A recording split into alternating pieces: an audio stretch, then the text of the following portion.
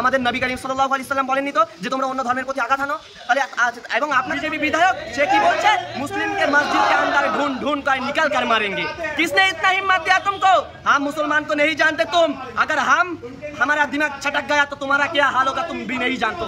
पूछ लो तुम्हारे पूर्वपुरुष से যে हम কোন ধর্মের প্রতি যদি কোনো ব্যক্তি কোনো কুরুচিকর মন্তব্য করে একান্তই, তাহলে তার বিরুদ্ধে কঠোর থেকে কঠোর ব্যবস্থা নেওয়ার সিদ্ধান্ত সংবিধানেই দেওয়া আছে। আর সেই সংবিধানকে খণ্ড করে রামগিরি মহারাজ সে আমার নবীর শানে গুস্তাখি করলো এবং তাকে সমর্থন জানিয়ে বিজেপির বিধায়ক সে কি করলো, মহারাষ্ট্রে এখন কেন্দ্র ভোট চলবে, আগামীতে ইলেকশন আছে, সেই ইলেকশনকে কেন্দ্র করে সে চাইছে যে মুসলিম এবং হিন্দুদের মধ্যে দাঙ্গা সৃষ্টি করার। আর সেই দাঙ্গা সৃষ্টি করার কারণে সে हमारे नबी के लिए किसी ने गुस्ताखी किया है और गुस्ताखी कभी बर्दाश्त नहीं करेंगे। এবার বিজেপি বিধায়ক তারা কিন্তু নবীর নামে কুরুচিকর মন্তব্য করেছেন। जान मांगो जान देंगे, माल मांगो माल देंगे, लेकिन हमसे ये ना होगा कि हमारे नबी का जाहो जलाल देंगे।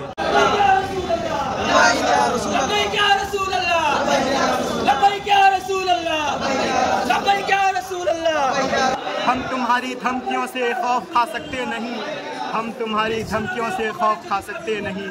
আজকে ভারতবর্ষের 25 থেকে 28 নম্বর আইনের ধারায় কি বলা আছে? 25 থেকে 28 নম্বর আইনের ধারায় বলা আছে এই ভারতবর্ষে যখন স্বাধীনতা যখন আইন তৈরি হলো তখন বলা হলো যে কোনো ধর্মের প্রতি আঘাত আনা যাবে না। আর শুধু এই কুলাঙ্গার না, কোন ধর্মের ব্যক্তি কোনো ব্যক্তি যদি কোনো ধর্মের প্রতি আঘাত আনে তাহলে সেই ব্যক্তিকে যেন কঠোর থেকে কঠোর শাস্তি প্রদান করা হয়। তেরা মেরা রিশতা ক্যা লা ইলাহা ইল্লাল্লাহ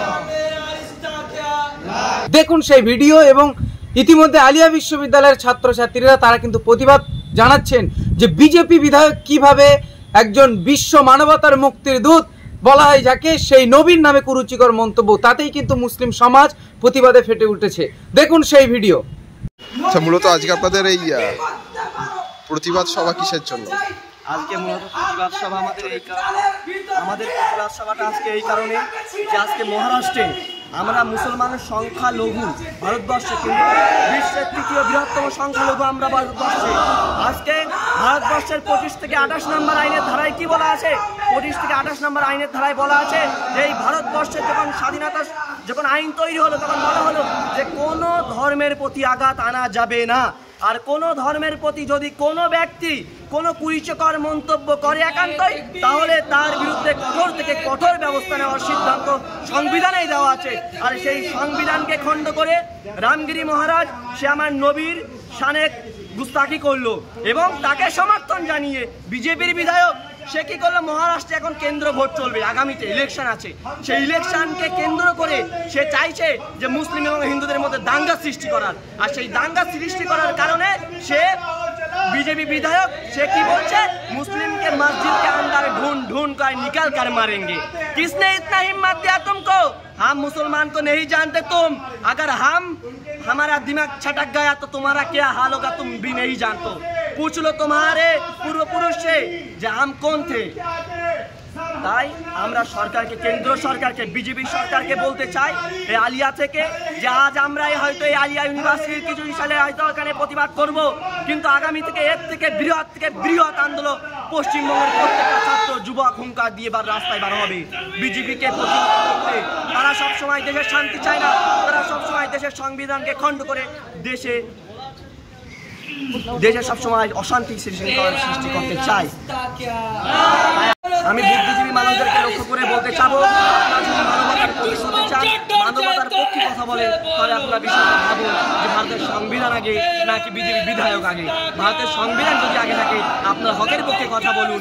আপনার তাহলে কোনো ধর্মের বিষয়ে আপনারা আঘাত আনতে জানেন না, এটা আপনার ধর্মে অনুমতি দেয়নি যে কোনো ধর্মের প্রতি আঘাত আনবো। কই আমরা আমাদের নবী করিম সাল্লাল্লাহু আলাইহি সাল্লাম বলেননি তো যে তোমরা অন্য ধর্মের প্রতি আঘাত আনো, তাহলে এবং আপনাদের ধর্মের কথা লিখিত নেই।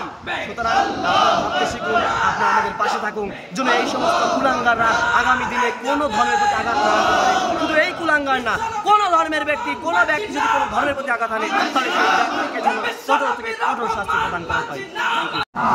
आज आलिया में आप लोगों का ये प्रोटेस्ट किस लिए है? जैसा कि हम लोग सब जानते हैं कि हमारे मुसलमानों के लिए, हमारे नबी के लिए किसी ने गुस्ताखी किया है और गुस्ताखी हम कभी बर्दाश्त नहीं करेंगे। हमसे कभी ये नहीं होगा कि हम नबी का जाहो जलाल दें। हमसे जान मांगो जान देंगे, माल मांगो माल देंगे, लेकिन हमसे ये ना होगा कि हमारे नबी का जाहो जलाल देंगे। और लोगों को लगता है कि वो हमें डरा रहे हैं, बोल रहे हैं कि अगर उसे कोई कुछ किया तो मस्जिद में ढुक कर मारेंगे, मस्जिद में ढुक कर मारेंगे। मुसलमान तो वो है कि मुसलमानों ने अगर एक बार कहा था तो जंगल से वहशी दरिंदों ने भी जंगल खाली कर दिया था एक बार मुसलमान के कहने पर। और मुसलमान अभी खामोश है, मुसलमान की खामोशी को उनकी कमज़ोरी ना समझें। मुसलमान जब बोलते हैं तो बड़ी बड़ी सल्तनत गिर जाती है।